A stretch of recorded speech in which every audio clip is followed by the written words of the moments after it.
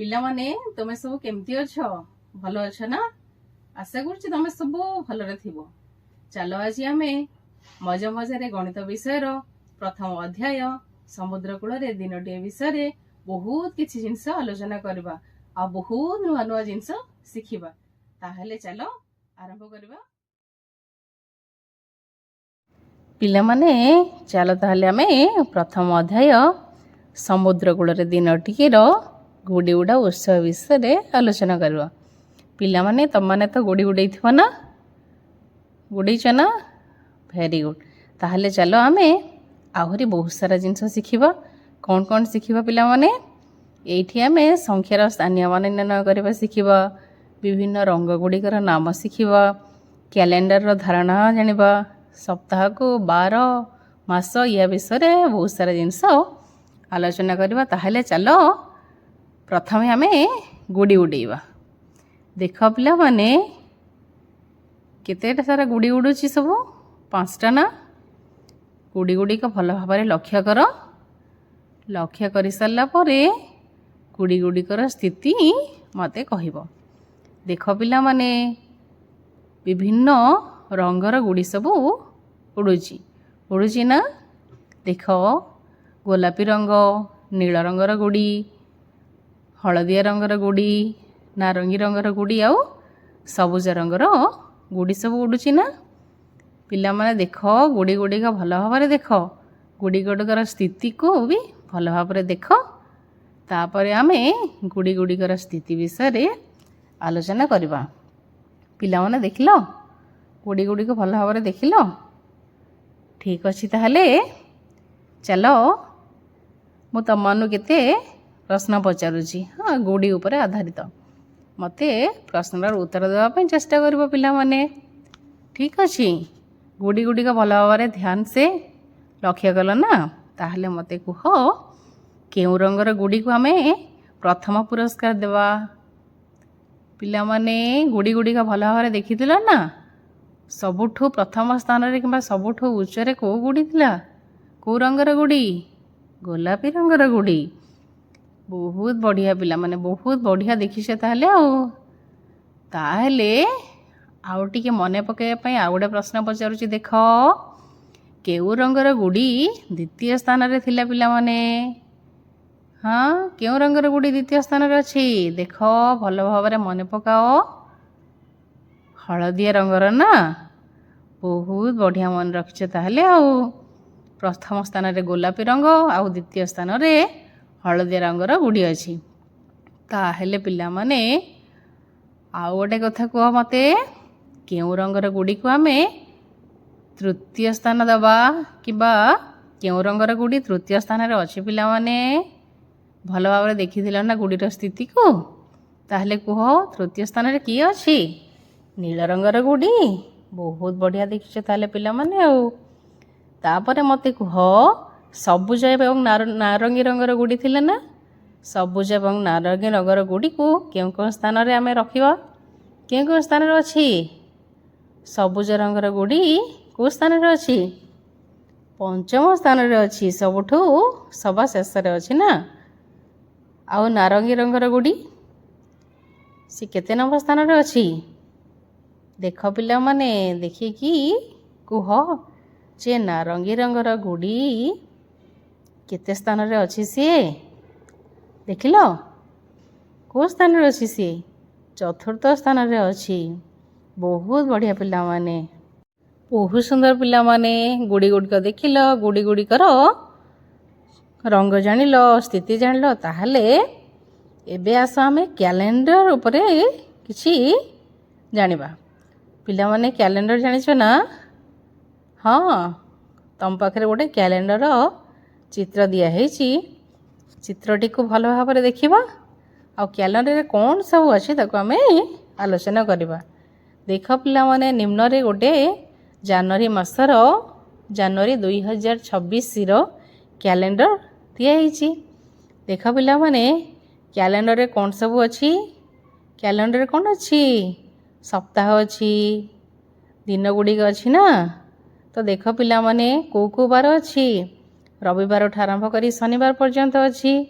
ଆଉ 1ରୁ ଆରମ୍ଭ କରିକି 31 ଅଛି। ଦେଖିଲ ପିଲାମାନେ, ତାହେଲେ ମୋତେ କୁହ କ'ଣ କହିବ? ଏକ ସପ୍ତାହକୁ କେତୋଟି ଦିନ କିମ୍ବା କେତୋଟି ବାର କୁହ ପିଲାମାନେ? ଏକ ସପ୍ତାହ କେତୋଟି ବାର? 7ଟି ବାର। କ'ଣ କ'ଣ ଜାଣିଛ ନା? ରବିବାର, ସୋମବାର, ମଙ୍ଗଳବାର, ବୁଧବାର, ଗୁରୁବାର, ଶୁକ୍ରବାର ଆଉ ଶନିବାର। ତାପରେ କୁହ ପିଲାମାନେ, ଜାନୁଆରୀ ମାସରେ କେତେ ଦିନ ଅଛି? 31 ଦିନ ନା? Very good. ତାପରେ କୁହ, ସପ୍ତାହର ପ୍ରଥମ ଦିନଟାର ନାମ କ'ଣ ପିଲା? କ'ଣ? ସପ୍ତାହ କେଉଁଠୁ ଆରମ୍ଭ ହେଉଛି? ରବିବାର ନା? Very good. ତାହେଲେ ଏବେ ମୋତେ କୁହ, ଜାନୁଆରୀ ମାସର ପ୍ରଥମ ଦିନଟାର ନାମ କ'ଣ ଅଟେ? କ୍ୟାଲେଣ୍ଡର ଦେଖ ପିଲାମାନେ, କ୍ୟାଲେଣ୍ଡର ଦେଖିକିନା ମୋତେ କୁହ, ଜାନୁଆରୀ ମାସର ପ୍ରଥମ ଦିନର ନାମ କ'ଣ? କେଉଁ ବାର ପଡ଼ିଥିଲା? 1 ତାରିଖ? ଗୁରୁବାର ପଡ଼ିଥିଲା ନା? Very good. ତାହେଲେ ପିଲାମାନେ ଜାଣିଲ ନା, ସପ୍ତାହକୁ କେତୋଟି ବାର? 7ଟି ବାର। ଠିକ୍ ଅଛି। ତାପରେ ପିଲାମାନେ ସେ କ୍ୟାଲେଣ୍ଡରଟିକୁ ଭଲ ଭାବରେ ଲକ୍ଷ୍ୟ କର। ଲକ୍ଷ୍ୟ କରିସାରିଲା ପରେ ତମେମାନେ ଠିକ୍ସେ ବୁଝିଛ କି ନାହିଁ ତା ଉପରେ କିଛି ପ୍ରଶ୍ନ ଅଛି। ଆଶା କରୁଛି ପ୍ରଶ୍ନ ଗୁଡ଼ିକର ଉତ୍ତର ଦେବ। ଠିକ୍ ଅଛି। ତାହେଲେ ଦେଖିଲ, କ୍ୟାଲେଣ୍ଡରଟାକୁ ଦେଖିଲ? ତାହେଲେ ପିଲାମାନେ ମୋତେ କୁହ, ଆମେ ଇଂରାଜୀ ନବବର୍ଷ କେବେ ପାଳନ କରୁ? କେବେ? 1 ତାରିଖ ନା? କେଉଁ 1 ତାରିଖ? ଜାନୁଆରୀ 1 ତାରିଖ ନା? ବହୁତ ବଢ଼ିଆ। ତ ଆମେ ପିକନିକ୍ ବି ଯାଉ ନା? ହଁ, ତ ତାକୁ କୁହାଯିବ ଇଂରାଜୀ ନବବର୍ଷ। ଜାନୁଆରୀ 1 ତାରିଖରେ ଆମେ ପାଳନ କରୁ। ତାହେଲେ ପିଲାମାନେ କୁହ, କ୍ୟାଲେଣ୍ଡର ଦେଖିଲ, ଏବେ ମୋତେ କୁହ, କେତୋଟି ମାସକୁ ନେଇ ଏକ ବର୍ଷ ହୋଇଥାଏ? ପିଲାମାନେ କୁହ, ଏକ ବର୍ଷରେ କେତୋଟି ମାସ? ଜାଣିଛ ନା ପିଲାମାନେ? କୁହ ଦେଖି। ଜାନୁଆରୀ, ଫେବୃଆରୀ, ମାର୍ଚ୍ଚ, ଏପ୍ରିଲ, ମେ, ଜୁନ୍, ଜୁଲାଇ, ଅଗଷ୍ଟ, ସେପ୍ଟେମ୍ବର, ଅକ୍ଟୋବର, ନଭେମ୍ବର ଆଉ ଡିସେମ୍ବର। ତ କେତୋଟି ମାସ ହେଲା ଏକ ବର୍ଷକୁ? 12ଟି ମାସ ହେଲା ନା? Very good. ତାପରେ ପିଲା କୁହ, ମାସର କେତେ ତାରିଖରେ ମକର ସଂକ୍ରାନ୍ତି ଆମେ ପାଳନ କରୁ? ଯେବେ ଆମେ ଗୁଡ଼ି ଉଡ଼ାଉ ସେଇ ଦିନଟିରେ, ମକର ସଂକ୍ରାନ୍ତିରେ ନା? ତ ମକର ସଂକ୍ରାନ୍ତି ଜାନୁଆରୀ ମାସରେ ପଡ଼େ। ତ ଜାନୁଆରୀ ମାସର କେତେ ତାରିଖରେ ଆମେ ମକର ସଂକ୍ରାନ୍ତି ପାଳନ କରୁ ପିଲାମାନେ? ଦେଖ କ୍ୟାଲେଣ୍ଡର ଦେଖ। କ୍ୟାଲେଣ୍ଡରର କେତେ ତାରିଖରେ ଅଛି ମକର ସଂକ୍ରାନ୍ତି? 14 ତାରିଖରେ ନା? ବୁଧବାର ଦିନ। ତ ବହୁତ ବଢ଼ିଆ। ତାପରେ ଜାନୁଆରୀ ମାସରେ ତୁମର ସରସ୍ୱତୀ ପୂଜା ପଡ଼ିଥିଲା ନା? ତ ମୋତେ କୁହ, ସରସ୍ୱତୀ ପୂଜା ଜାନୁଆରୀ ମାସର କେତେ ତାରିଖରେ ପଡ଼ିଥିଲା? ପିଲାମାନେ ମନେ ପକାଇକି କୁହ, ଆଉ କ୍ୟାଲେଣ୍ଡର ଦେଖିକିନା କୁହ, କେତେ ତାରିଖରେ ପଡ଼ିଥିଲା? 23 ତାରିଖରେ ନା?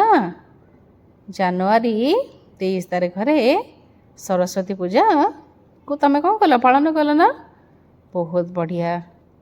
ପିଲାମାନେ କ୍ୟାଲେଣ୍ଡର ଉପରେ କିଛି ଧାରଣା ଆସିଗଲା ନା? ହଁ, ଭେରି ଗୁଡ୍।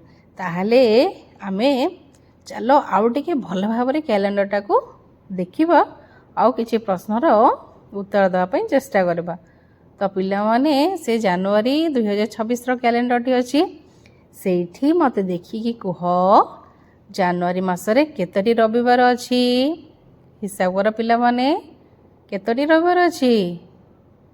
1, 2, 3 ଆଉ 4। କେତେ ରବିବାର? ଗୋଟେ ହେଲା 4 ତାରିଖ, ଗୋଟେ ହେଲା 11 ତାରିଖ, ଗୋଟେ ହେଲା 18 ତାରିଖ ଆଉ ଗୋଟେ ହେଲା 25 ତାରିଖ। ତ କେତୋଟି ରବିବାର ଅଛି ଜାନୁଆରୀ ମାସରେ? 4ଟି ରବିବାର ଅଛି। Very good.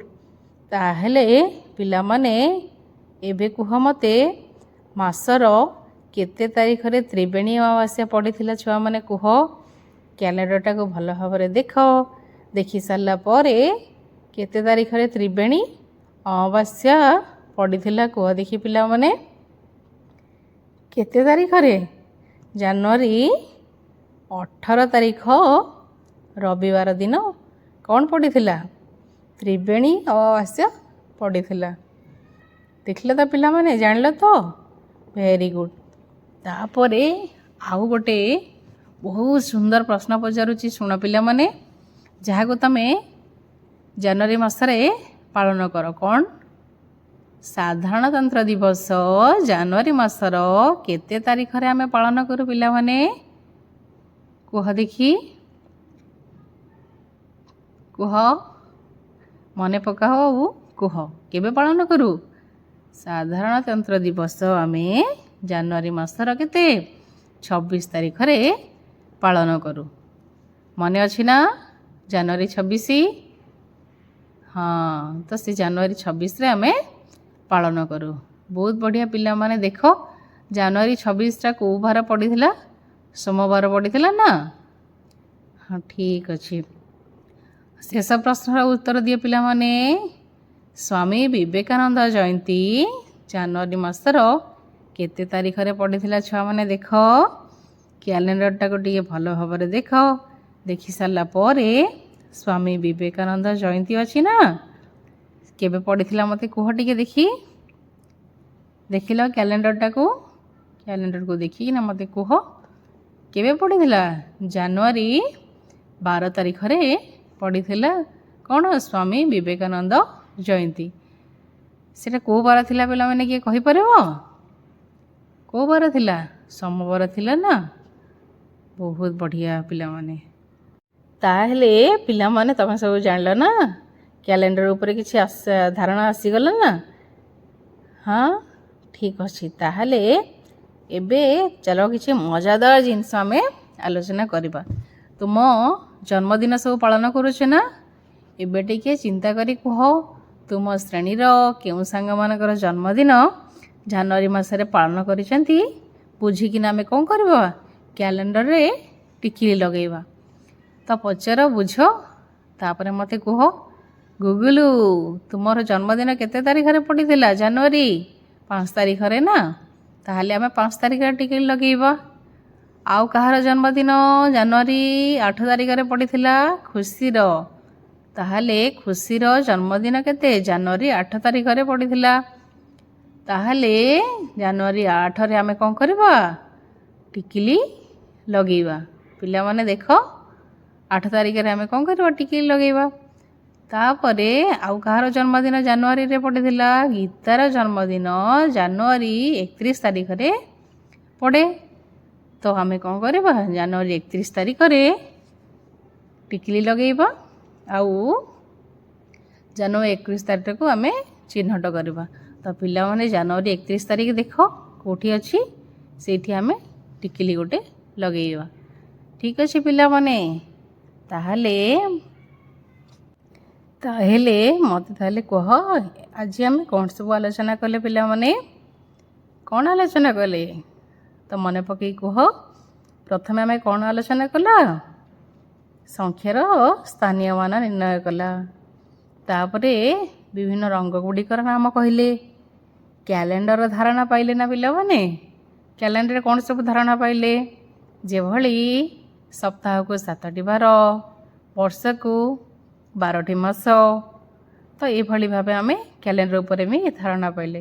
ପିଲାମାନେ, ଆଜିର କ୍ଲାସ୍ରେ ତମେ ସବୁ ବହୁତ ସୁନ୍ଦର ଉତ୍ତର ଦେଇଥିବାରୁ ତମ ସମସ୍ତଙ୍କୁ ମୋ ତରଫରୁ ବହୁତ ବହୁତ ଧନ୍ୟବାଦ ପିଲାମାନେ। Thank you. ଖୁସିରେ ଶିଖିବା ସମସ୍ତଙ୍କର ଅଧିକାର। ନମସ୍କାର।